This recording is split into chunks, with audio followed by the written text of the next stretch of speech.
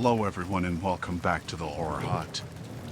Now, I know a lot of you use these videos to sleep, so before you drift off I thought it would be a fun idea if everyone can leave a comment to let me know where you are listening from in the world. Also like and subscribe if you are enjoying the episodes. Right, let's get comfy and relax and let's begin. I work the night shift at a gas station in a rural area. It's usually pretty quiet, just me and the occasional customer passing through. One night, around 2 a.m., a car with heavily tinted windows pulled up to the pump. I waited for the driver to get out, but they never did. I could feel their eyes on me, watching. After a few minutes, I decided to approach the car to see if they needed any help. As I got closer, the window rolled down just a crack. A voice from inside asked for a pack of cigarettes. It sounded calm, but something about it made me uneasy. I went back inside, grabbed the cigarettes, and brought them back to the car. The hand that reached out to take them was gloved, and I couldn't see the driver's face. I asked if they needed anything else, but the driver just said, "No," and rolled up the window. I went back inside, trying to shake off the strange feeling that had settled over me. For a while, nothing happened. The car just sat there, engine idling. I kept glancing out the window, wondering why they weren't leaving. Finally, the car's horn honked, a short, sharp sound that made me jump. I stepped outside again and approached the car. The window rolled down just a bit more this time. The driver asked if I could check the tire pressure. I felt a bit more comfortable doing that, so I agreed. As I walked around the car, I could feel the driver's eyes on me. The tires were fine, but I pretended to adjust them, just to buy myself some time to think. When I finished, I walked back to the driver's side and told them everything was good. The driver didn't respond. The window stayed open, but the silence was unnerving. I went back to the station and watched the car from inside. I thought about calling the police, but what would I say? A customer was acting weird. Then the car door opened, just a crack. I felt a chill run down my spine. The driver didn't get out, just sat there with the door slightly open. I couldn't see inside, the darkness and the tinted windows making it impossible. Minutes passed like hours. I was on edge, every sound making me jump. Finally, the driver spoke again, the voice crackling through the night air. "Can you come closer?" they asked. "I need to tell you something." I didn't want to, but I felt like I had no choice. I walked back over to the car, my heart pounding in my chest. The door opened a little more, but I still couldn't see the driver clearly. "I need you to deliver a message," the driver said. "Tell them it's done." "Who?" I asked, my voice shaking. "They'll know," the driver replied. "Just deliver the message." I stepped back, feeling more afraid than ever. I nodded and backed away, returning to the station. The car door closed, and the engine roared to life. The car sped off into the night, leaving me standing there, shaking. I didn't know what to do.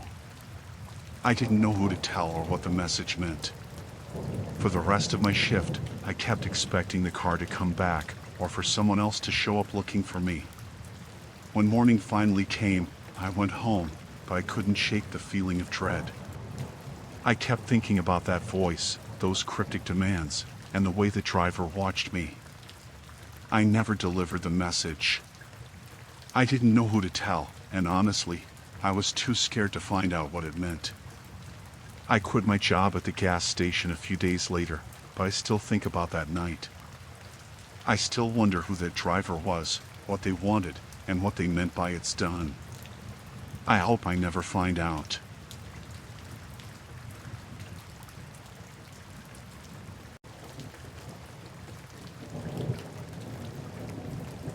I worked as a receptionist at a small hotel, a quiet place on the edge of town.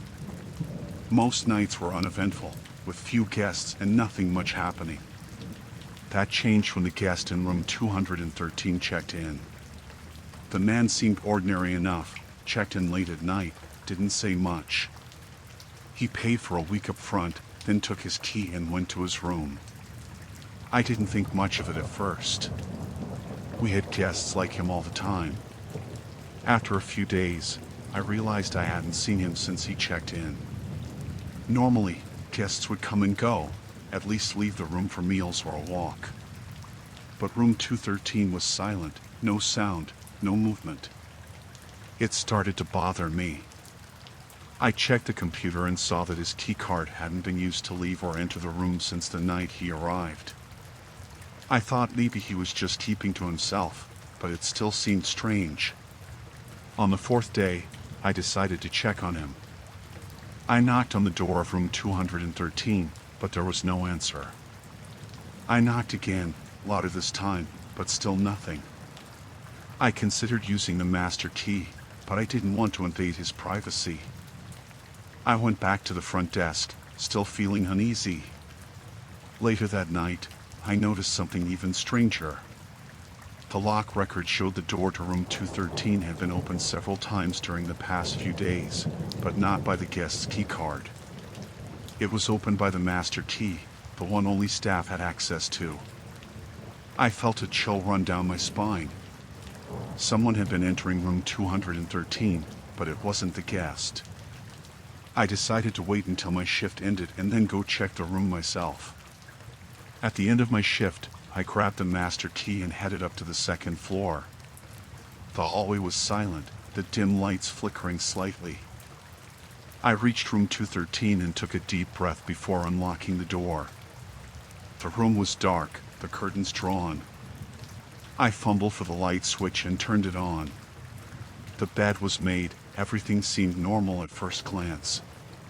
But then I noticed the closet door was slightly ajar. I walked over to the closet and pulled the door open.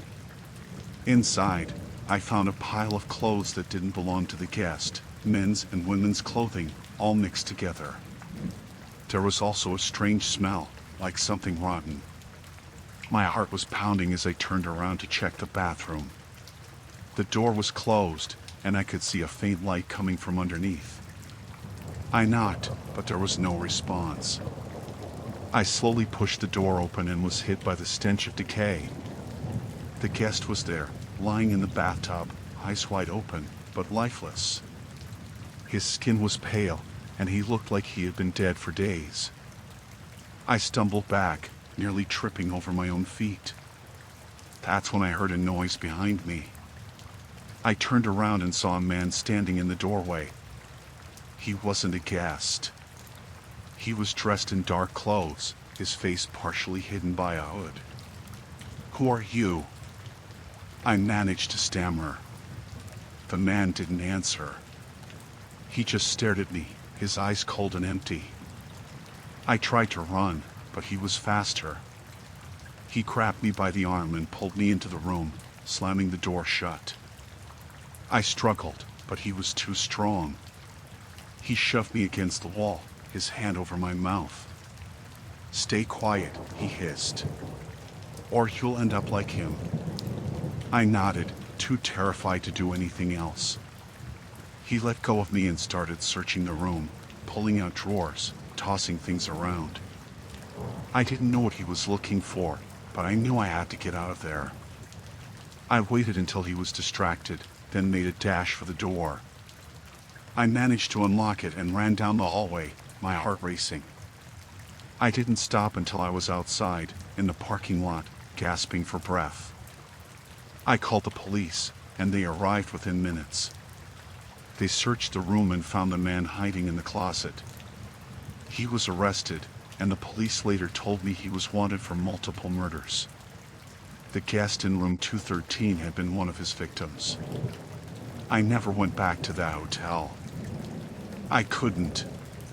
The memory of that night still haunts me, the feeling of being watched, the smell of death, the cold eyes of a killer. I'll never forget it, and I hope no one else ever has to go through something like that.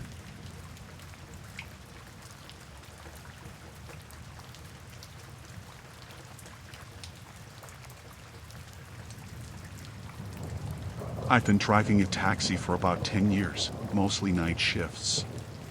It's quieter at night, fewer people, but you also get some strange ones. I thought I'd seen it all until that night. It was around 2 a.m., a quiet Tuesday. I was parked near the downtown area, waiting for a fare. A well-dressed man flagged me down. He was in a suit, looked like a businessman. He got in and gave me an address. It was a remote location outside the city, but nothing too unusual. We drove in silence for a while. He didn't seem like he wanted to chat, so I kept my eyes on the road. About 15 minutes in, I noticed him fidgeting in the back seat. He was looking out the window, then back at me in the rearview mirror. Something about his eyes made me uneasy. As we got closer to the destination, he suddenly leaned forward. His voice changed, colder, and he told me to turn off the main road. I hesitated, and he leaned in closer, his breath on my neck. "Don't ask questions," he said, his voice low and threatening. "Just drive." I turned off the road as he instructed. We were now on a narrow, unpaved path surrounded by trees. My heart was pounding, but I tried to stay calm. The path seemed to go on forever, the darkness pressing in from all sides. I glanced at the man in the rearview mirror. He was staring at me, a smirk on his face. After what felt like an eternity, he told me to stop. I pulled over, and he got out, gesturing for me to follow. I didn't want to, but I was too scared to refuse. He led me into the woods, and I could hear the crunch of leaves under our feet. The silence was deafening. We walked for a few minutes until we reached a small clearing. He stopped and turned to face me. "Give me your phone and your wallet," he demanded. I handed them over without hesitation. Then he said something that sent chills down my spine. "You're going to help me with something," he said, his eyes cold and empty. He pulled out a shovel from a nearby bush and threw it at my feet. "Dig," he ordered. My hands were shaking, but I started digging. The soil was hard, and the work was slow. He watched me, not saying a word. My mind was racing, trying to figure out a way out of this. After what felt like hours, I had dug a hole about 3 feet deep. He told me to stop, then walked over and looked into the hole. He seemed satisfied. "Get in," he said, and my heart nearly stopped. I thought this was it, that he was going to bury me alive. I hesitated, and he pulled out a gun. "Get in," he repeated, his voice deadly calm. I climbed into the hole, my mind screaming in terror. He looked down at me, and for a moment, I thought he was going to pull the trigger. But instead, he threw a bag into the hole. "Bury it," he said. I realized he wasn't planning to kill me, at least not yet. I quickly covered the bag with dirt, my hands moving frantically. When I was done, he told me to get out. I scrambled out of the hole, my body trembling. He made me fill the hole completely, then took the shovel and led me back to the car. We drove back to the main road in silence. My mind was racing, but I didn't dare say a word. When we reached the outskirts of the city, he told me to stop. He handed me my phone and wallet, then got out of the car. Before he closed the door, he leaned in and said, "If you tell anyone about this, I'll know."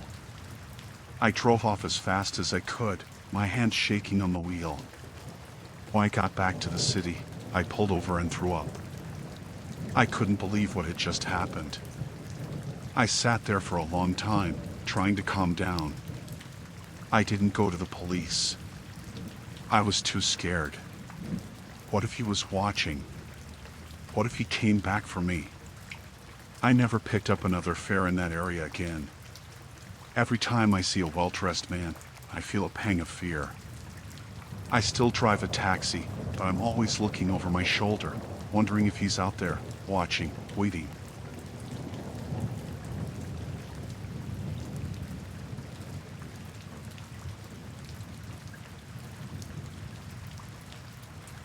Working the night shift at the manufacturing plant was always quiet. The machines hummed steadily, and the fluorescent lights buzzed softly. I liked the calmness of it, the routine. My name is Laura, and I had been working there for 5 years. It was a job that didn't change much, and I appreciated that. One night, things felt different. I noticed Jim, one of my coworkers, acting strangely. Jim was a bit older, usually kept to himself, but he always did his job without any issues. That night, he seemed distracted, nervous even. He kept glancing around, like he was waiting for something. During our scheduled break, I saw Jim head toward the maintenance area instead of the break room.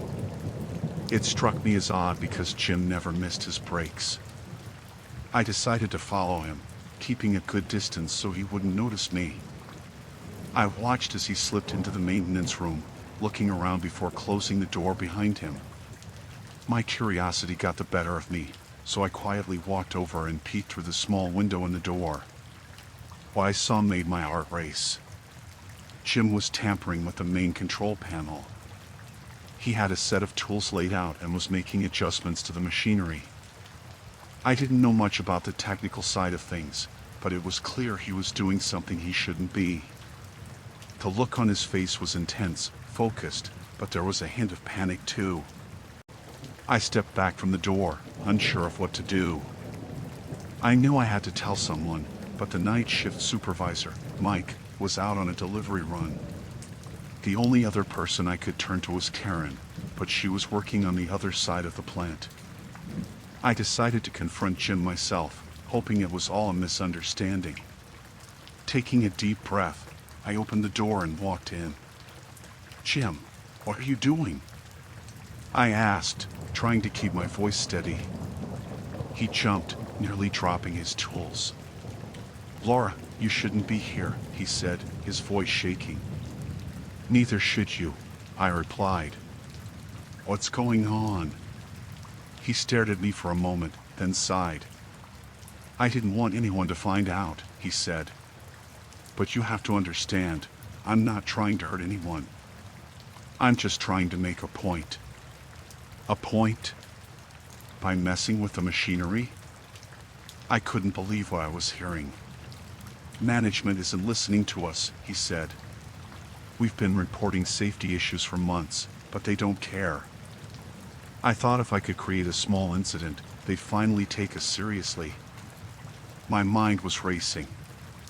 I understood his frustration, but this wasn't the way to handle it. "Jim, this is dangerous. You could hurt a lot of people." He looked desperate. "I know, but I'm not planning anything big. Just enough to get their attention." I needed to defuse the situation. "Let's just talk to Mike when he gets back. Maybe there's another way." Jim shook his head. "It's too late, Laura. I've already made the changes." My heart sank. "What did you do?" "I adjusted the pressure settings on the main line. It'll cause a minor leak, nothing catastrophic, but enough to force them to shut down production and fix the problem."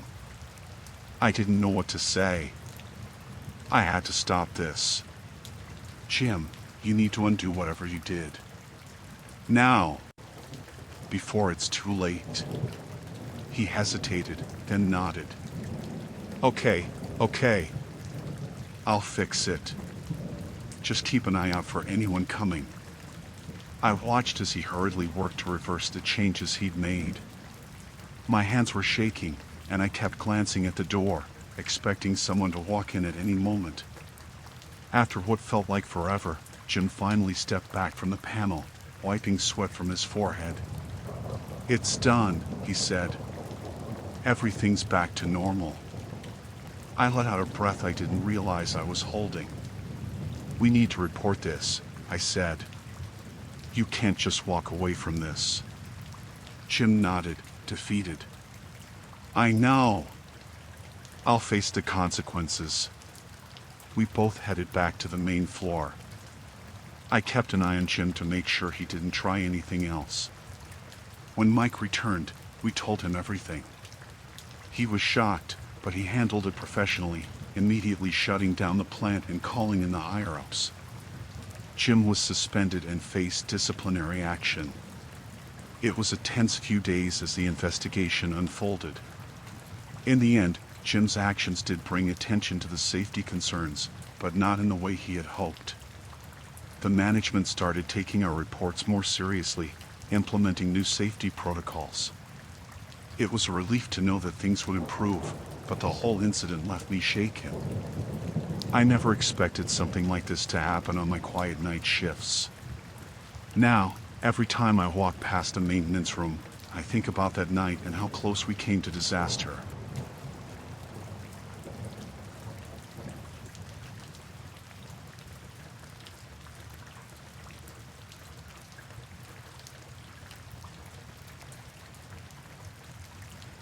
I had been working the graveyard shift at the diner for about 6 months. The hours were long and the pay wasn't great, but it was a job. The place was usually quiet at night, mostly truckers and night owls stopping by for a quick meal. I liked the solitude and the routine. It was a Tuesday night, around 2 a.m., when a group of 5 men walked in. They were loud, laughing and talking in hushed tones that made the hair on the back of my neck stand up. They looked out of place, dressed too nicely for our little diner. I put on my best smile and walked over to their table with a notepad. "Evening, gentlemen. What can I get for you?" I asked. They barely glanced at the menu. "Coffee, and keep it coming," one of them said. His voice was sharp, commanding. The others nodded in agreement. I poured their coffee and went back to the counter, keeping an eye on them. They seemed restless, looking around the diner as if expecting someone. The atmosphere felt tense, and I couldn't shake the feeling that something was off. As the night wore on, they started to get more aggressive. They laughed louder, made crude jokes, and began harassing the other customers. A couple at a nearby table tried to ignore them, but the men wouldn't leave them alone. One of the men, the one who had ordered the coffee, got up and walked over to the couple. "You two having a nice night?" he asked, his tone mocking. The couple looked uncomfortable, and the man put his arm around the woman, pulling her closer. I knew I had to do something. I walked over and tried to intervene. "Sir, I'm going to have to ask you to leave them alone," I said, trying to keep my voice steady. He turned to me, a cold smile on his face. "Or what?" he asked, taking a step closer. I could smell the alcohol on his breath. "Or I'll call the police," I said, hoping I sounded more confident than I felt. He laughed. "Go ahead. I'd love to see them try and do something about it." The other men at the table laughed too, egging him on. I backed away, my heart pounding. I went to the counter and picked up the phone, dialing 911. As the phone rang, I saw one of the men stand up and walk towards me. I turned away, hoping the police would answer quickly. "911, what's your emergency?" the operator said. I spoke quickly, trying to keep my voice low. "I'm at the diner on Loud 5. There's a group of men here harassing customers. I need help." The man was getting closer. I turned to face him, holding the phone tightly. "Put the phone down," he said, his voice cold. I did as he said, my hands shaking. The operator was still on the line, but I couldn't speak. The man leaned over the counter, his face inches from mine. "You're making a big mistake," he said. I nodded, trying to keep my composure. He stared at me for a moment, then turned and walked back to his table. I picked up the phone again, whispering to the operator, "Please hurry." The men continued their harassment, and I tried to keep the other customers calm. The couple eventually left, clearly frightened. It was just me and the group of men now. One of them got up and walked over to the jukebox, putting on some loud, thumping music. They started to dance, their movements erratic and wild. I stood behind the counter, watching them and praying the police would arrive soon. Finally, after what felt like an eternity, I saw the flashing lights of a police car outside. The men didn't seem to notice. I ran to the door and waved the officers in. They walked in, and the mood in the diner shifted instantly. The men stopped dancing and turned to face the officers. "Is there a problem here?" one of the officers asked. The man who had threatened me earlier stepped forward. "No problem, officer. We're just having a good time." The officer looked at me, and I nodded slightly, letting him know that wasn't true. "I'm going to have to ask you to leave," the officer said. The men grumbled but didn't argue. They slowly made their way out of the diner, throwing dirty looks over their shoulders. As soon as they were gone, I felt a wave of relief wash over me. The officers stayed for a while, making sure everything was okay. I thanked them profusely, my hands still shaking. They told me to call if anything like that ever happened again, and left. I sat down at the counter, trying to calm my nerves. The diner was quiet again, but the tension lingered in the air. I stayed on edge for the rest of my shift, jumping at every little noise. The night dragged on, and I couldn't wait for the morning to come. When my replacement finally arrived, I was exhausted but relieved. I told her what had happened, and she gave me a sympathetic look. "You did the right thing," she said. "I'm glad you're okay." I nodded, still feeling uneasy. As I drove home, I couldn't stop thinking about the men and how quickly things had escalated. I hoped I'd never have to deal with something like that again. The quiet of the night shift was no longer comforting. It was a reminder of how quickly things could go wrong. When I got home, I collapsed into bed, too tired to even eat. I lay there in the dark, replaying the events of the night in my mind. I knew I'd never forget the look in that man's eyes or the way my heart had pounded in my chest. The graveyard shift would never feel the same again.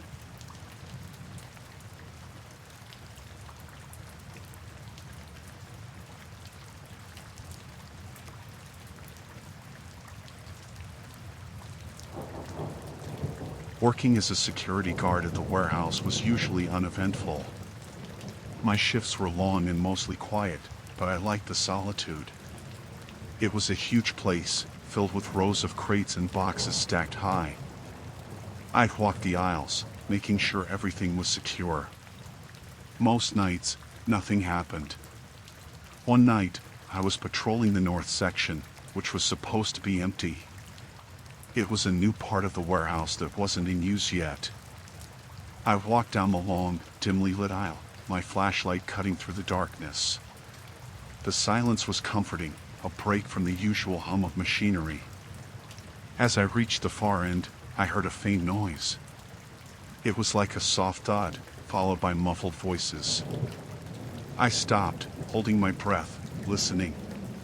The noises were coming from behind a stack of crates. My first thought was that it might be some animals that got in, but the voices were unmistakably human. I felt a chill run down my spine. This area was supposed to be empty. No one was allowed back here. I radioed in, but the static on the other end told me I was out of range. I decided to check it out myself before raising the alarm. I crept closer, trying to be as quiet as possible.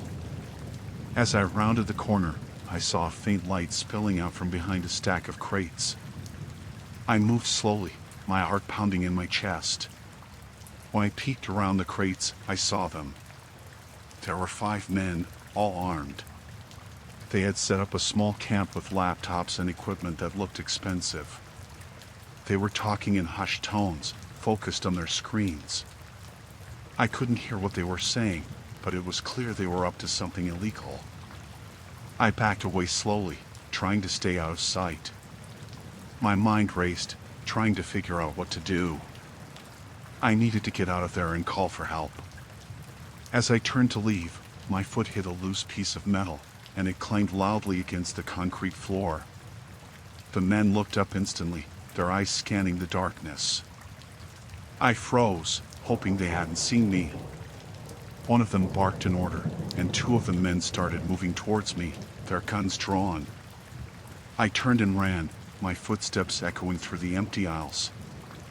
I could hear them behind me, shouting for me to stop. I took a sharp turn and ducked behind a stack of boxes, trying to catch my breath. I needed to find a way out before they caught up to me.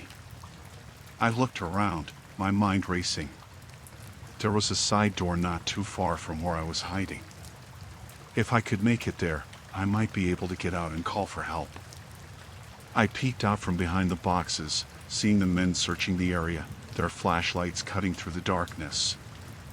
I waited until they moved further down the aisle before making a break for the door.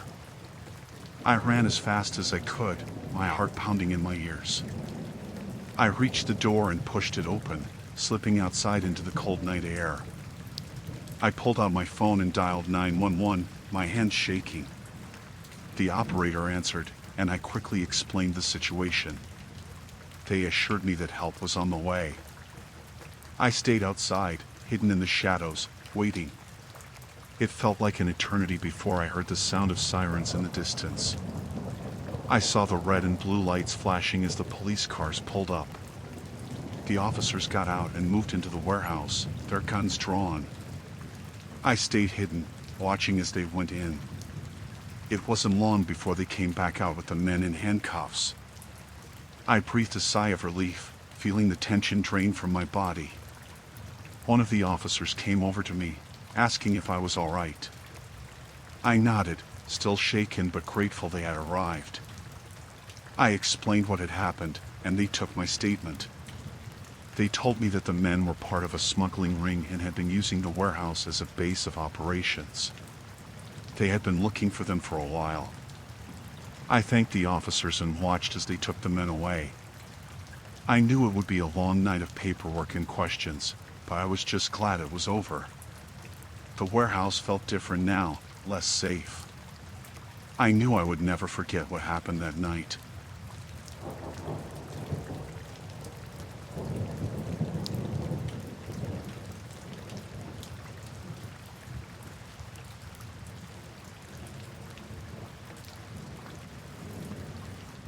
Working the late-night shift at the radio station had always been a bit eerie, but I loved the solitude. My name's Rick, and I've been a DJ for the past 5 years. Most nights, it was just me, the soundboard, and the occasional caller. I liked the calm and the chance to play whatever I wanted. One night, around 1 a.m., I got a call that changed everything. The phone rang, and I answered it as usual. The voice on the other end was low and rough. The guy didn't say much at first, just that he was a listener. He sounded strange, but I didn't think much of it. "Play something for me, Rick," he said. I asked what he wanted to hear. "Surprise me," he replied, and then hung up. I shrugged it off and played a random track. About 15 minutes later, the phone rang again. It was the same guy. "You've got good taste, Rick," he said. His voice made my skin crawl. "What else can you play for me?" I tried to engage him, but he kept his answers short, almost like he didn't want to talk, just listen. Then he hung up again. I started feeling uneasy, but it wasn't uncommon to get weird calls during the night shift. I shook it off and continued with my playlist. Around 2 a.m., the phone rang again. This time, he was more talkative. "I like your show, Rick," he said. "I can see why people listen to you." The way he said it sent a chill down my spine. It felt like he was watching me. I laughed it off, asking him how he could see me through the radio. He didn't laugh. Instead, he said, "You should be careful, Rick. You never know who's out there." I felt my pulse quicken. I tried to get him to reveal more about himself, but he hung up again. I looked around the small studio, suddenly hyper-aware of the darkness outside the windows. It was unsettling, but I told myself it was just a prank. Half an hour later, he called again. This time, he was angry. "You didn't play the song I wanted," he growled.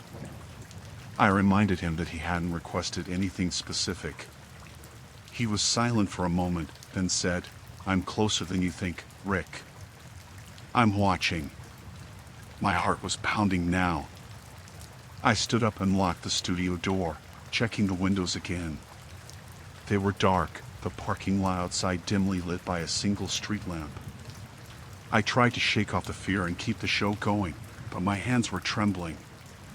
The next call came just after 3 a.m. He was calm again, almost too calm. "I'm outside, Rick. Why don't you come out and see me?" My throat went dry. I didn't respond, just hung up the phone and called the police. They said they'd send a car to check the area. I stayed on the air, trying to act normal, but my mind was racing. I couldn't stop thinking about the caller. Was he really outside, or was he just messing with me? I decided to take a look. I turned off the mic and walked over to the window, peering out into the darkness. At first, I saw nothing. Then, under the street lamp, I saw a figure. He was just standing there, looking up at the building. I couldn't see his face, but I knew it was him. My heart was pounding so hard I thought it might burst. I backed away from the window, feeling a surge of panic. The phone rang again, and I nearly jumped out of my skin. I didn't want to answer, but I had to. I picked it up with a shaking hand. "Did you see me, Rick?" His voice was almost gleeful. "I see you." I slammed the phone down and backed into the corner of the studio, feeling trapped. The minutes dragged by, each one feeling like an eternity. I kept glancing at the clock, willing the police to arrive. Finally, I saw the flashing red and blue lights outside. The figure under the street lamp disappeared into the shadows. I ran to the door and unlocked it, practically throwing myself outside as the officers approached. I explained everything to them, my words tumbling out in a frantic rush. They searched the area but found nothing. The figure was gone. They told me to stay inside and lock the doors, that they'd keep a car outside for the rest of my shift. I went back to the studio, but I couldn't focus. The rest of the night was a blur of fear and anxiety. I kept expecting the phone to ring, but it stayed silent. When my shift finally ended, I practically ran to my car, the police following me home to make sure I was safe. I didn't sleep that day, or the next. The fear stayed with me, the memory of that voice and the figure under the street lamp haunting my thoughts. I took a few days off, hoping the distance would help, but the paranoia lingered. When I finally went back to work, the fear hadn't left. Every ring of the phone made my heart race, every shadow outside the window made me jump. I don't know if he'll ever come back, but I can't shake the feeling that he's still out there, watching, waiting.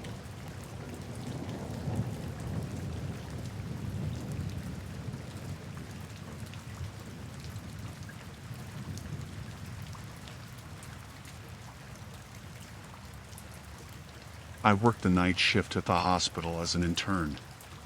It wasn't the best hours, but it's what I got. The ER was usually hectic, but that one week was particularly busy. People coming in, people going out. Amidst all the chaos, one patient caught my eye. He was an older man, mid-50s, with graying hair and a tired look. He was admitted for a minor injury and was supposed to be discharged a few days ago. On my second night, I saw him in the hallway again. I thought maybe his discharge got delayed, but I didn't think much of it. The next night, I saw him again, but this time he was in a different room, wearing a different hospital gown. He looked at me and quickly turned away. It struck me as odd, but I was too busy to dwell on it. By the fourth night, I was sure something was off. I saw him in the cafeteria, then later in the waiting area, each time in different clothes. He avoided eye contact and seemed nervous. I decided to check his chart to see why he was still around. But when I looked up his name, it said he had been discharged 3 days ago. My stomach churned with unease. I went to talk to one of the nurses, but she shrugged it off, saying sometimes patients linger for a bit before they leave, especially if they don't have anywhere to go. But this felt different. He wasn't just hanging around, he was hiding in plain sight. The next night, I decided to keep an eye on him. Around midnight, I saw him slipping into an empty room. I followed, keeping my distance. He didn't notice me. Inside the room, he rummaged through the drawers and then moved to the closet, pulling out a set of scrubs. My heart pounded as I watched him change into the scrubs and slip out of the room. I knew I needed to tell someone, but I wasn't sure who would believe me. I decided to talk to Dr. Miller, one of the senior doctors who was always around during the night shift. I found him in his office and told him everything. He looked at me skeptically but agreed to check it out. We walked back to the hallway where I had last seen the man. He was gone. We searched the nearby rooms but found nothing. Dr. Miller gave me a stern look and told me to focus on my work, implying that maybe I was just tired and seeing things. I couldn't let it go. The next night, I brought my own camera to work, a small one that I could easily hide. Around midnight, I saw him again, this time heading towards the surgical wing. I followed quietly, my heart racing. He stopped at a storage room and slipped inside. I waited a moment before creeping up and peeking through the small window. He was inside, changing clothes again. This time, he was putting on a janitor's uniform. I took a few pictures and then hurried back to the ER, my mind racing. I needed proof, and now I had it. I went back to Dr. Miller and showed him the pictures. His eyes widened, and he finally believed me. We called security and showed them the pictures. They started a search, and within an hour, they found the man hiding in one of the supply closets. He had a bag with various IDs and hospital badges. It turned out he was a former patient with a history of mental illness. He had been sneaking around, posing as different people to avoid detection. He wasn't dangerous, just scared and confused. The police took him away, and I finally felt a sense of relief. The hospital tightened security after that, making sure something like this wouldn't happen again. I went back to my usual routine, but the memory of that week stayed with me. I still think about him sometimes, wondering what drove him to do what he did. The hospital can be a place of healing, but it can also be a place of shadows and secrets. Working the night shift, you see things that others don't. And sometimes, those things are more terrifying than you can imagine.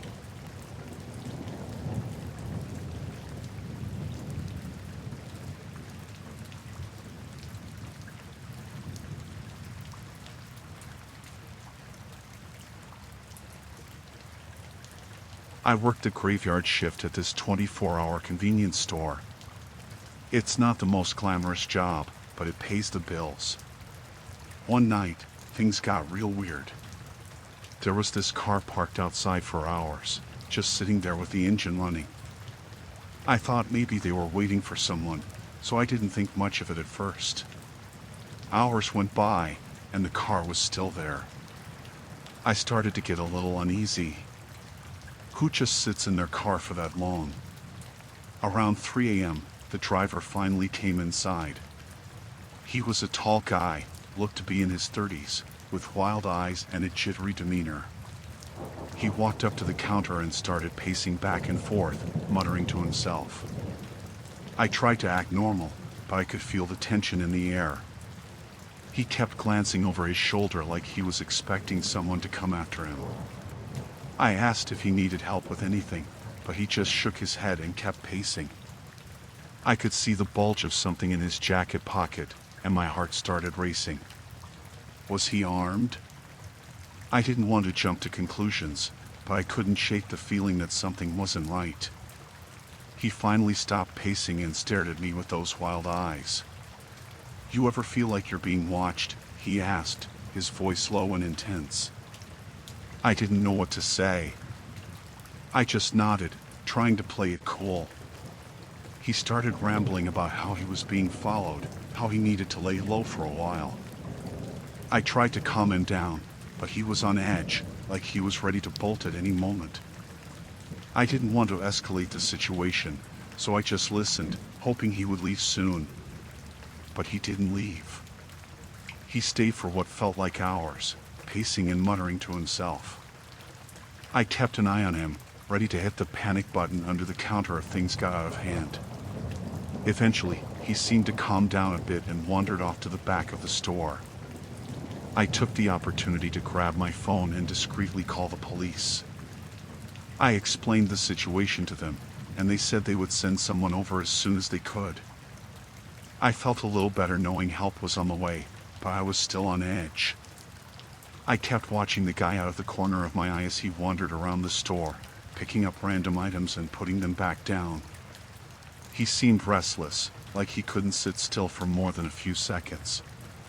Suddenly, he froze, his eyes widening in fear. He turned to me, his face pale. "They found me," he whispered, his voice trembling. "I have to get out of here." Before I could react, he bolted for the door and disappeared into the night. I stood there, stunned, not sure what to do. I wanted to follow him, make sure he was okay, but I knew it was too dangerous. I waited anxiously for the police to arrive, hoping they would catch up with him and make sure he was safe. When they finally got there, I told them everything that had happened. They searched the area but didn't find any sign of the guy. They said they would keep an eye out for him and let me know if they found anything. I spent the rest of the night on edge, jumping at every little sound. I couldn't shake the feeling that something bad was going to happen. But when the sun finally came up and my shift ended, I was relieved to make it out of there in one piece. I don't know what happened to that guy, but I hope he's okay. Working the graveyard shift, you see all kinds of strange things, but that night was something else entirely. It's a reminder that you never know what might happen when you're working alone in the middle of the night.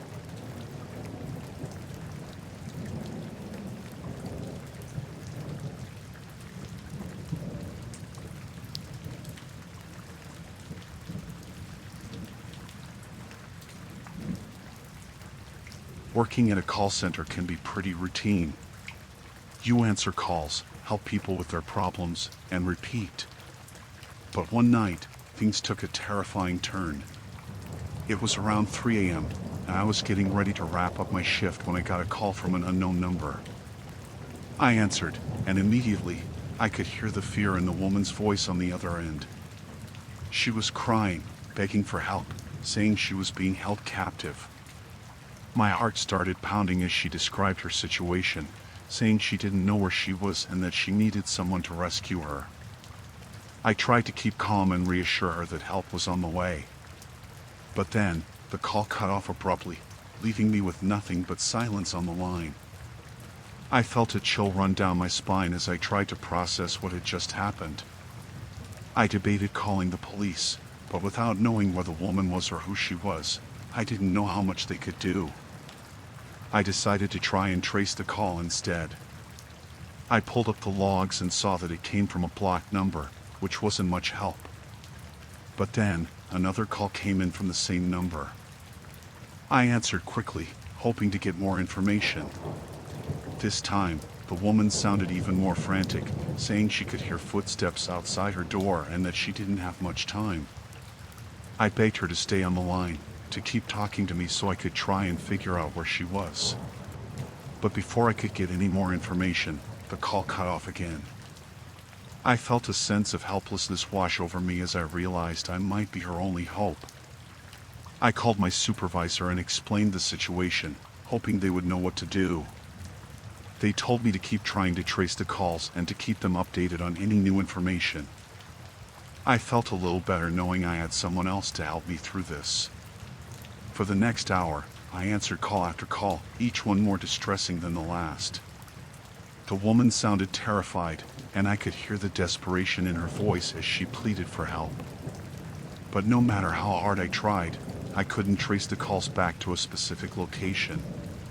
Just when I was starting to lose hope, I got another call from the same number. This time, the woman sounded calmer, almost resigned. She told me that she didn't think she was going to make it out alive and that she wanted me to know she was grateful for my help. I tried to keep her talking, to get any information I could, but before I could say anything else, the call cut off for the final time. I sat there in stunned silence, feeling a wave of sadness wash over me. I had failed her. I called the police and gave them all the information I had, hoping they would be able to track down the woman and rescue her. But deep down, I knew it might be too late. The rest of my shift passed in a blur, my mind consumed with thoughts of the woman and what might have happened to her. When my shift finally ended, I went home, but I couldn't shake the feeling of guilt that lingered over me. The next day, I saw a news report about a woman who had been rescued from a basement where she had been held captive for weeks. My heart sank as I realized it was the same woman from the calls. I felt a mix of relief and sadness knowing she was safe now, but I couldn't help but wonder if things could have been different if I had been able to help her sooner. Working at a call center, you never know what kind of calls you'll get or what kind of horrors you might uncover. But one thing's for sure, I'll never forget the sound of that woman's voice, pleading for help in the darkness.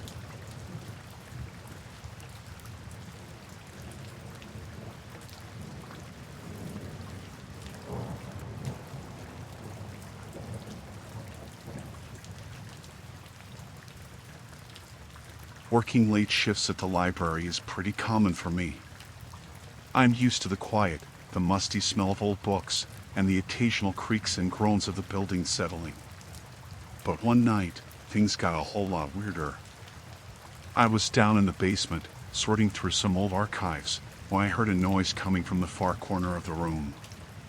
At first, I thought it was just my imagination playing tricks on me. But then I heard it again, a soft shuffling sound, like someone moving around.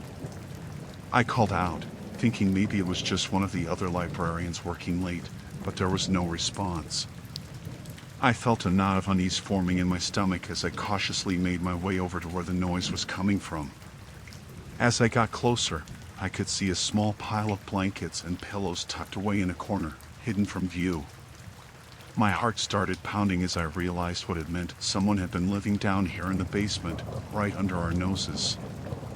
I called out again, louder this time, but still, there was no response. I felt a surge of fear coursing through me as I realized that whoever it was might still be down here, hiding in the shadows, watching me. I wanted to run, to get out of there as fast as I could, but I knew I had to stay calm. I couldn't risk alerting whoever it was to my presence. I took a deep breath and tried to think of what to do next. I considered calling the police, but I didn't want to leave the safety of the basement until I knew for sure that whoever it was had left. I decided to search the rest of the room first, to make sure I was alone. I crept around the basement, my heart pounding in my chest with every step. I checked behind bookshelves, under tables, and even in the darkest corners, but there was no sign of anyone else. Just when I was starting to think maybe I had imagined the whole thing, I heard it again, that soft shuffling sound, coming from right behind me. I froze, my blood running cold as I slowly turned around to face whatever was there. But there was nothing. No one. Just an empty room, filled with rows and rows of dusty old books. I felt a surge of relief wash over me, but it was short-lived. Because then I heard it, a low, guttural growl, coming from somewhere deep within the shadows. My blood turned to ice as I realized that I wasn't alone down here in the basement after all. I didn't stick around to find out what was making that noise. I turned and ran, faster than I ever had in my life, up the stairs and out of the basement.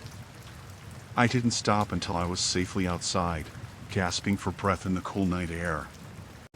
I called the police and told them what had happened, but by the time they arrived, the basement was empty. There was no sign of anyone living down there, no trace of the person who had been trapped in the building with me. I tried to go back to work after that, but I couldn't shake the feeling of being watched. Every creak of the building, every shadow in the corner of my eye, made my skin crawl. I don't know who or what was down there in the basement with me that night, but I know one thing for sure: I'll never forget the terror I felt when I realized I wasn't alone. And I'll never go back down there again.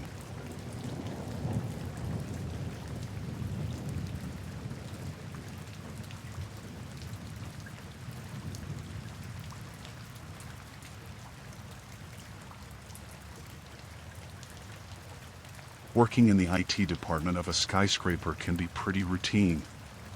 You spend most of your time fixing computer issues, troubleshooting network problems, and generally just keeping things running smoothly.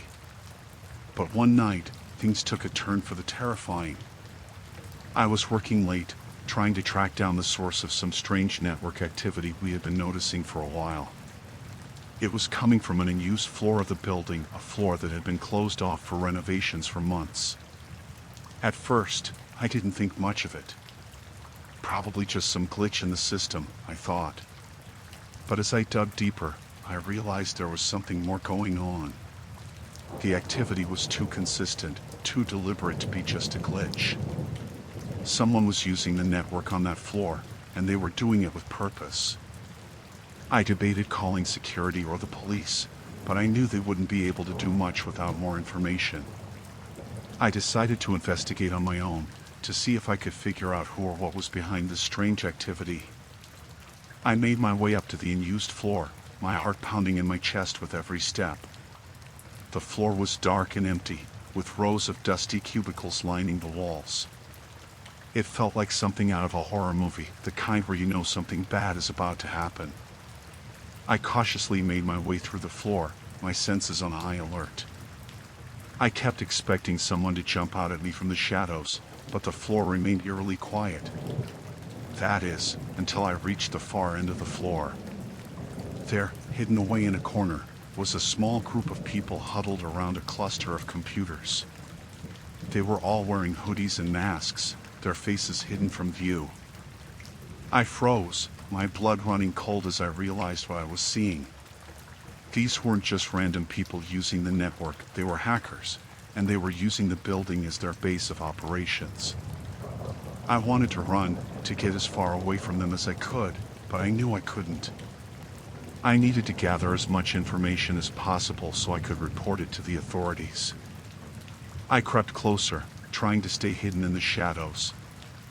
I listened in on their conversation, trying to piece together what they were planning. It didn't take long to figure it out. They were talking about launching a cyber attack on a major corporation, one that would cripple their systems and leave them vulnerable to attack. I felt a surge of fear coursing through me as I realized the scale of what they were planning. If they succeeded, it could mean chaos for thousands of people, maybe even millions. I knew I had to do something, but I also knew I couldn't take them on by myself. I needed backup, someone who could help me stop them before it was too late. I quietly made my way back to the IT department, my mind racing with thoughts of what to do next. I called the police and explained the situation, telling them everything I had seen and heard. They arrived quickly, and together we made our way back up to the unused floor. But when we got there, the hackers were gone, leaving behind nothing but empty computers and discarded masks. I felt a sense of relief knowing that they were gone, but I also knew that it wasn't over yet. We still had to track them down and stop them before they could carry out their plan. In the end, we were able to stop the hackers before they could do any real damage. It was a close call, and I'll never forget the fear I felt that night, knowing that the safety of so many people was at stake. But I'm grateful that I was able to do something to help, even if it meant putting myself in danger. And I'll never forget the lesson I learned: sometimes, the scariest threats aren't the ones you can see, but the ones hiding in the shadows, waiting to strike.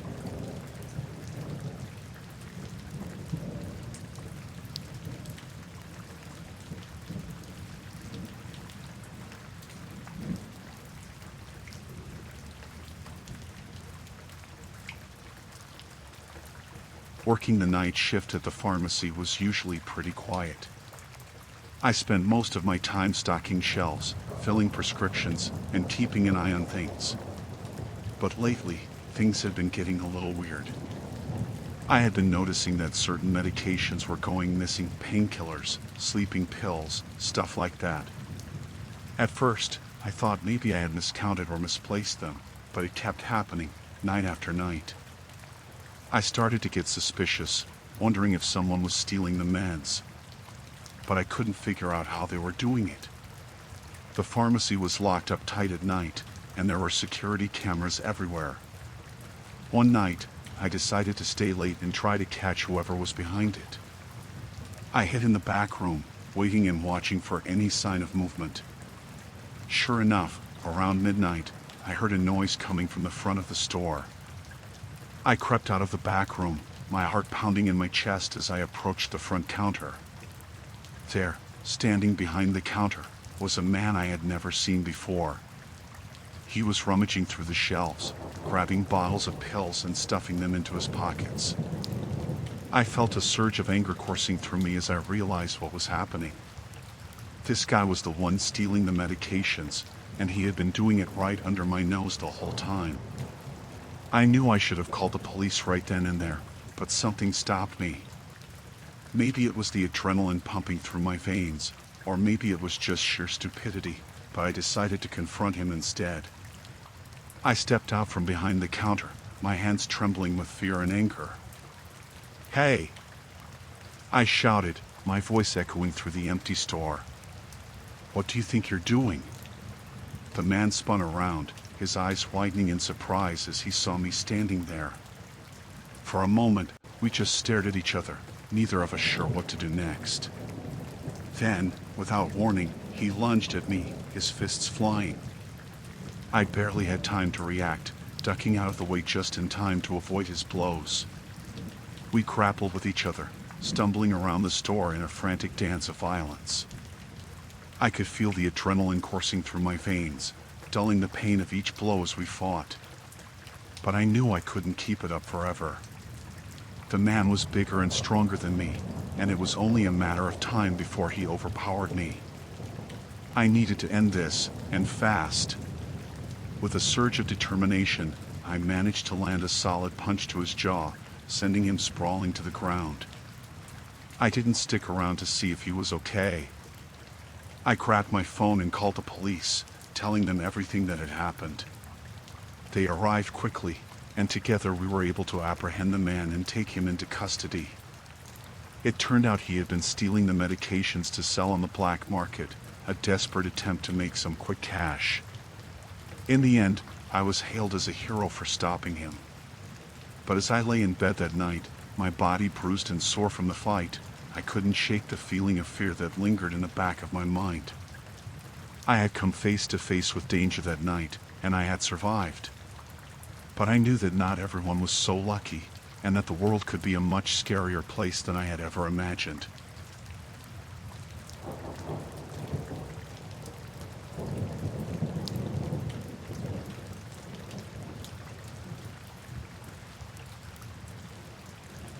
I was working the night shift at the shopping mall, just like any other night. My job was to clean up the place after it had closed, making sure everything was spick and span for the next day. But that night was different. As I made my rounds through the mall, I couldn't shake the feeling that something was off. It was quiet, too quiet, and there was a strange tension in the air. I brushed it off as my imagination playing tricks on me and continued with my work. But then, out of the corner of my eye, I saw something move. I froze, my heart pounding in my chest as I strained to see what it was. There, in the darkness of one of the stores, I saw shadowy figures moving about. My blood ran cold as I realized what was happening. There were people in the mall, and they weren't supposed to be there. I knew I should call the police, but I couldn't tear my eyes away from the scene unfolding before me. The figures were moving with purpose, their movements quick and deliberate. It didn't take long for me to realize what was going on. These people were burglars, and they were planning a heist. I knew I had to do something, but fear held me rooted to the spot. I watched helplessly as they moved from store to store, gathering up merchandise and stuffing it into bags. But then, just as they were about to leave, one of them spotted me. I felt a surge of panic as our eyes met, knowing that I had been caught. Without thinking, I turned and ran, the sound of my footsteps echoing through the empty mall. I could hear them behind me, their footsteps pounding on the tile floor as they gave chase. I ducked into a nearby store, hoping to hide from them until the police arrived. But they were hot on my heels, and before I knew it, they had caught up to me. I tried to fight them off, but there were too many of them, and they quickly overpowered me. I felt a sharp blow to the head, and everything went black. When I came to, I was lying on the floor of the mall, my head throbbing with pain. I could hear sirens in the distance, getting closer and closer with each passing moment. I knew I had to get up and get out of there before the burglars returned. With a groan, I forced myself to my feet and stumbled towards the exit. As I stepped out into the cool night air, I saw the flashing lights of police cars pulling up outside the mall. Relief flooded through me as I realized that help had finally arrived. I collapsed to the ground, exhausted and shaken by my ordeal. But I was alive, and that was all that mattered. The police quickly apprehended the burglars, and the stolen merchandise was returned to its rightful owners. As for me, I was hailed as a hero for helping to stop the heist. But as I lay in my bed that night, my body bruised and sore from the encounter, I couldn't shake the feeling of fear that lingered in the back of my mind. I had come face to face with danger that night, and it was a terrifying experience that I would never forget.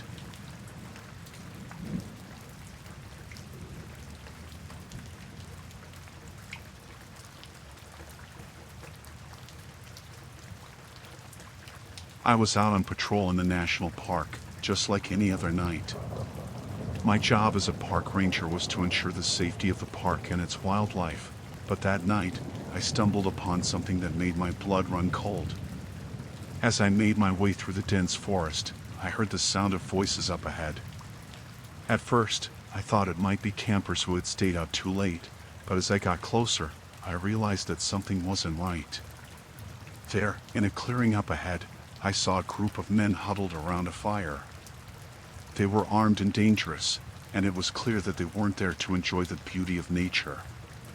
My heart pounded in my chest as I realized what was happening. These men were poachers, and they were hunting the animals in the park for profit. I knew I had to do something, but I also knew that confronting them could be dangerous. These men were armed, and I was just one person. But I couldn't just stand by and do nothing while they destroyed the park and killed innocent animals. I had to act, and I had to act fast. I crouched down behind a bush, trying to come up with a plan. I knew I couldn't take them on by myself, but I also knew that I had to do something to stop them. As I watched them from my hiding spot, I saw one of the men raise his rifle and take aim at a nearby deer. My heart sank as I realized that they were about to kill one of the park's majestic creatures. Without thinking, I sprang into action. I burst out from my hiding spot and shouted at the men to stop what they were doing. They turned to look at me, surprise and anger written on their faces. But before they could react, I pulled out my radio and called for backup. Within minutes, the sound of sirens filled the air as park rangers descended upon the clearing. The poachers realized that they were outnumbered and outgunned, and they quickly surrendered without a fight. As the rangers took the poachers into custody, I breathed a sigh of relief. The animals in the park were safe, and the poachers would be brought to justice for their crimes. But as I made my way back to the ranger station, I couldn't shake the feeling of unease that lingered in the back of my mind. I had come face to face with danger that night, and it was a terrifying experience that I would never forget.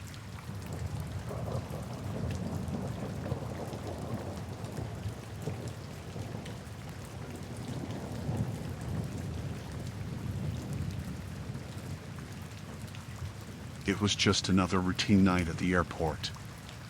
I was part of the ground crew, responsible for loading and unloading cargo from the planes that came and went throughout the day and night. But that night, things took a terrifying turn that I never saw coming. As I was doing my rounds, I noticed something strange out on the tarmac. There was a plane parked in one of the remote stands, its cargo hold open and empty. But what caught my attention was the figure lurking around the plane, fiddling with something inside. At first, I thought it might be one of my colleagues, but as I got closer, I realized that it was someone else entirely. Someone who didn't belong there. I approached cautiously, trying not to make any noise as I crept closer to get a better look. What I saw made my blood run cold. There were several men inside the cargo hold, loading boxes onto the plane. But these weren't just any boxes, they were filled with contraband, illegal goods that were being smuggled in and out of the country. I knew I had to do something, but I also knew that confronting these men could be dangerous. They were armed and clearly not afraid to use force to get what they wanted. But I couldn't just stand by and do nothing while they broke the law right under my nose. I had to act, and I had to act fast. I took a deep breath and stepped out from my hiding spot, confronting the men and demanding to know what they were doing. At first, they were taken aback, surprised to see me there. But their surprise quickly turned to anger as they realized that I had caught them in the act. They tried to intimidate me, threatening me with violence if I didn't leave them alone. But I stood my ground, refusing to back down. That's when things took a turn for the worse. One of the men lunged at me, grabbing me by the collar and pinning me against the side of the plane. I struggled against him, trying to break free, but he was too strong. I could feel the panic rising inside me as I realized that I was completely at their mercy. But just when it seemed like all hope was lost, I heard the sound of footsteps approaching from behind. It was the airport security team, responding to my distress call. The smugglers released me and tried to make a run for it, but they were quickly apprehended by the security team. As they were led away in handcuffs, I breathed a sigh of relief, grateful to be alive.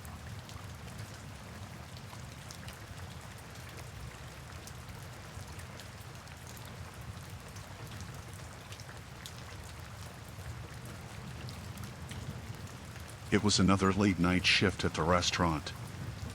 I was tasked with cleaning up the mess left behind by the diners and the staff. The place was usually quiet at this time of night, with only the hum of the kitchen appliances and the occasional clatter of dishes to keep me company. But that night was different. As I was wiping down the tables in the dining area, I heard a faint noise coming from the kitchen.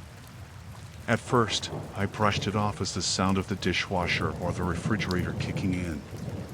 But then I heard it again, a low, muffled sound that sent a shiver down my spine. I hesitated for a moment, unsure of whether I should investigate or ignore it and carry on with my work. But curiosity got the better of me, and I made my way towards the kitchen to see what was going on. As I stepped inside, I was greeted by darkness, the only light coming from the glow of the overhead lamps. I called out, asking if anyone was there, but there was no response.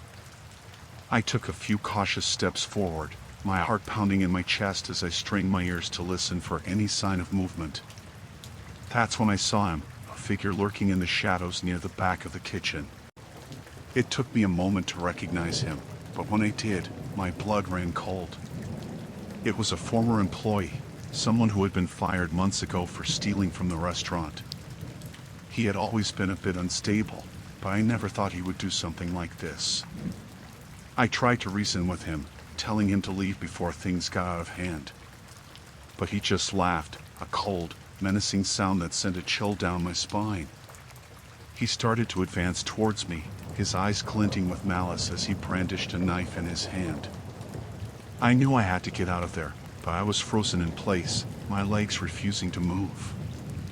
I backed away slowly, trying to keep him in my line of sight as I searched for a way to escape.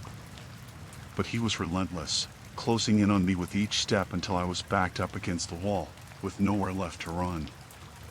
I could feel the panic rising inside me as I stared into his eyes, the glint of madness reflecting back at me. I knew I was in serious trouble, and I had to think fast if I wanted to survive. Desperate, I reached out and grabbed the nearest object, a heavy cast iron skillet, and swung it at him with all my strength. It connected with his head with a sickening thud, and he stumbled backwards, dropping the knife as he fell to the ground. I didn't waste any time. I turned and ran as fast as I could, out of the kitchen and towards the front door of the restaurant. I didn't stop until I was safely outside, the cool night air washing over me as I gasped for breath. I called the police as soon as I could, reporting what had happened and giving them a description of the intruder. They arrived on the scene quickly, and I watched from a safe distance as they apprehended him and took him into custody. It was a terrifying ordeal, one that I wouldn't wish on anyone. But I was lucky. I made it out alive, and that's all that mattered.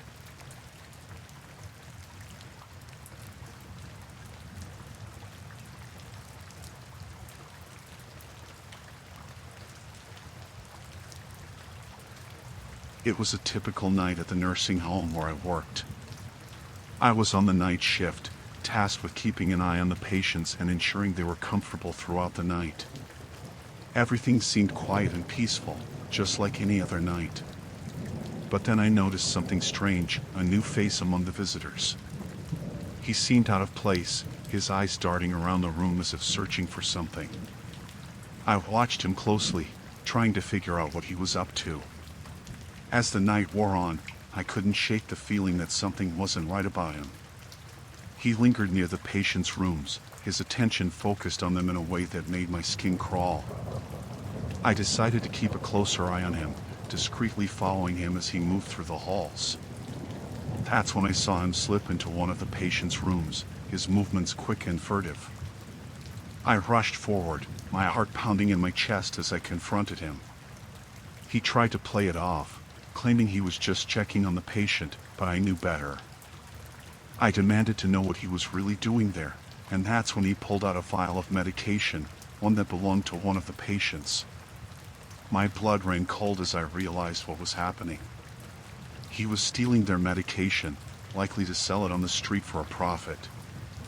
I couldn't believe someone would stoop so low, preying on the vulnerable residents of the nursing home. I tried to stop him, but he was too quick. He shoved me aside and bolted for the door, disappearing into the night before I could catch him. I knew I had to do something. I couldn't let him get away with what he had done. I called the police and reported the theft, giving them a description of the man and what had happened. They arrived quickly, and I led them through the nursing home, pointing out the rooms he had been in and the medications he had stolen.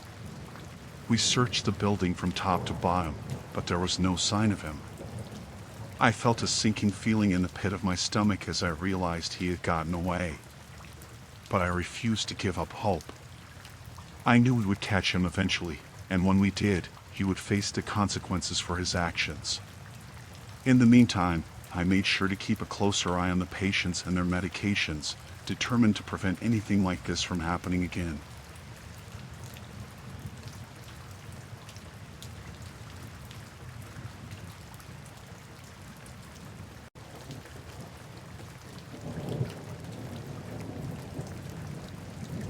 It was just another night at the remote data center where I worked. I was responsible for maintaining the servers and ensuring everything ran smoothly. But tonight, something felt off. I noticed the lights flickering, followed by a sudden power outage. It was unusual for this to happen, especially in a place like this where backup generators were supposed to kick in automatically. I grabbed my flashlight and headed towards the power room to investigate. As I made my way through the darkened corridors, my heart began to race with unease. When I reached the power room, I found the door ajar. That's when I knew something was seriously wrong. I pushed the door open and stepped inside, shining my flashlight around the room. To my horror, I saw a group of intruders huddled around the main power switch, trying to disable it.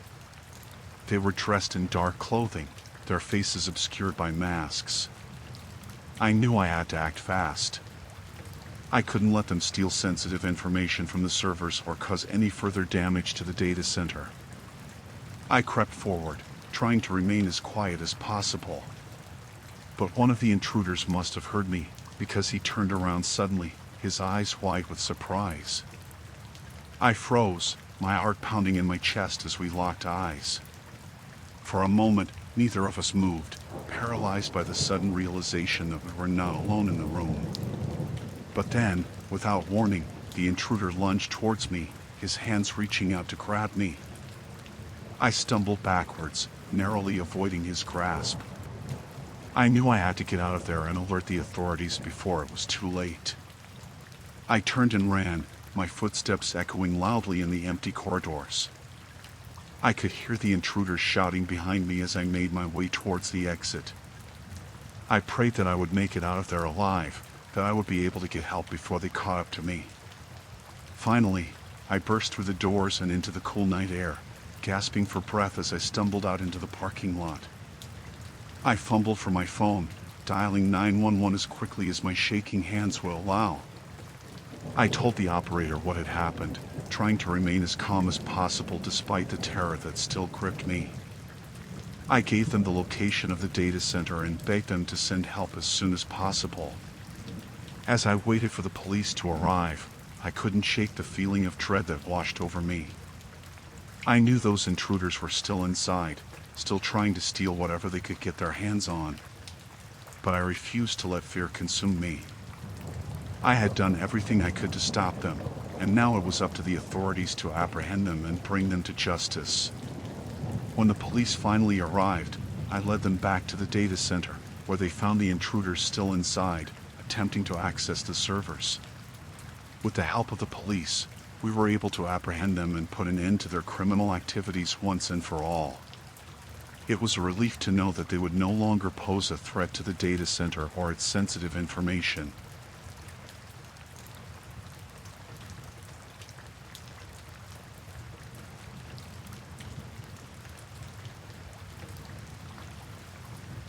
It was just another night on the job, cleaning up after everyone had gone home. I've been working as a janitor at this office building for years, and I thought I had seen it all. But lately, things have been getting weird. I started noticing that the same few offices on the upper floors were always unlocked when I came in for my shift. It struck me as odd because they were supposed to be empty after hours. At first, I didn't think much of it. Maybe some forgetful employee had left their office unlocked by mistake.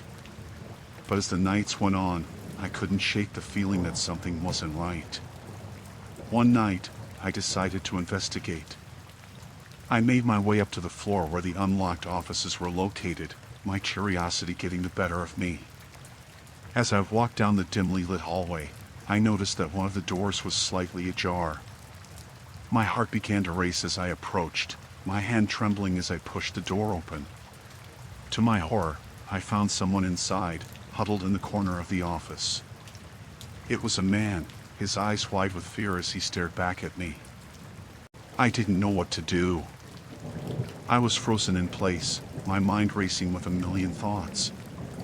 Who was this man? How long had he been living here? And most importantly, why was he hiding out in an empty office? I could see the fear in his eyes, and it broke my heart. I knew I had to help him, but I also knew that I couldn't do it alone. I quickly made my way back to the security office and called the police. I explained the situation to them, and they assured me that they would send someone over right away.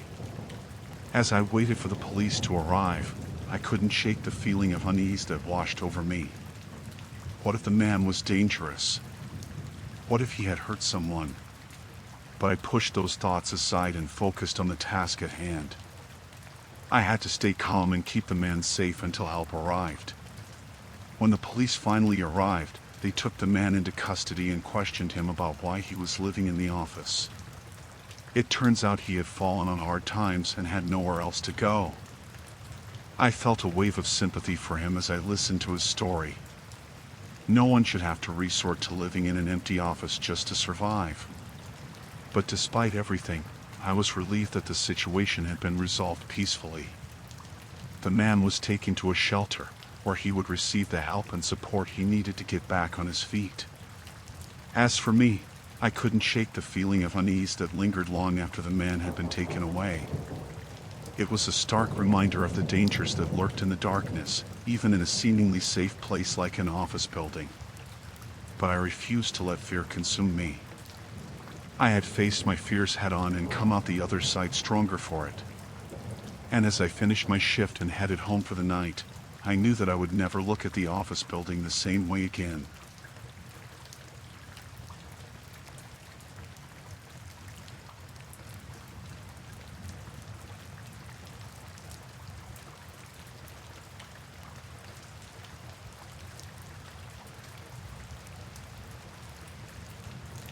It was a typical night shift at the psychiatric hospital, and I was going about my duties as usual.